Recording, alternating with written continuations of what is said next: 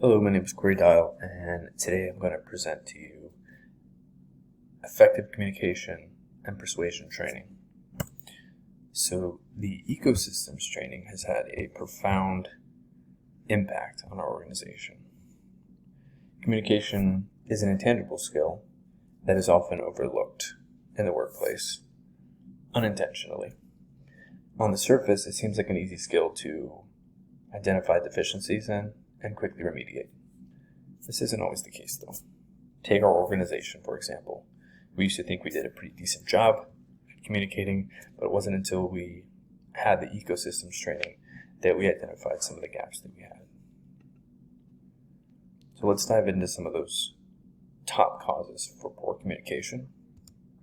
And these tend to have a trickle-down effect. So the first one is poor leadership. When leadership are indecisive or unsure of a goal, it can leave employees kind of confused and wondering, how to achieve that goal as well. So often this can lead to unclear objectives by leadership, which is our second issue. As an employee, when the objective of a particular project is unclear, this can cause the speed at which the needle is moved to be much slower. Another cause is limited feedback. So what would compound unclear objectives is a limited, avenue to obtain feedback, or limited, recurring feedback coming from leadership. So those are some of the symptoms of poor communication. Let's quickly talk about some of the effects of poor communication. So unclear objectives and leadership unsure of the best way to meet these goals can lead to an unpredictable workplace for employees. In the same way, a lack of clear objectives can cause conflict between employees and their people leaders. So how do we think all this would affect morale? Of course, low morale is a key side effect of poor communication. Now, I know what you're thinking. This sounds expensive.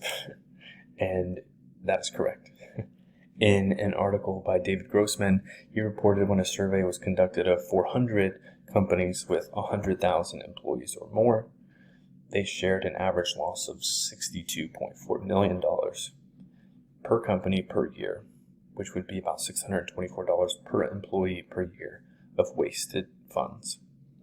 And an article by Deborah Hamilton, for smaller companies of 100 employees, found that on average they lost $420,000 per year, which nets $4,200 per employee per year. So you can see the smaller the organization, the more impact poor communication has on the bottom dollar. So having said all this, the ecosystems, again, bringing it back, had an incredible impact on our organization.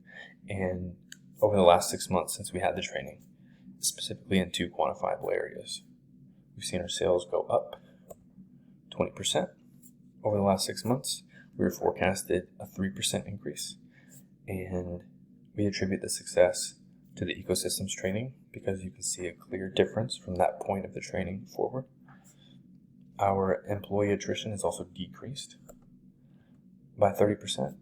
After the ecosystems training, we made it our number one priority from the executive leadership level down to begin to utilize what we learned in the training.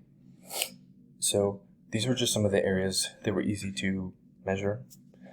We saw such obvious improvements in these trainings that we decided to explore other trainings. And where we ended up landing was training on persuasion. Principles of persuasion by the company Influences at Work is the one we selected, and we completed it just about a month ago. We're already seeing the benefits of this training when we completed the ecosystems training first. Our recommendation to ecosystems is to add this curriculum from Influences at Work or build an ecosystem proprietary training on persuasion and add it as a level 2 or a supplemental offering to go with the ecosystems training. We feel that this would be a fantastic option for ecosystems to offer their clients and believe that they would see similar results as well in the impact it has on their organization. Thank you for listening to my presentation, and we hope you'll choose to add persuasion to your curriculum.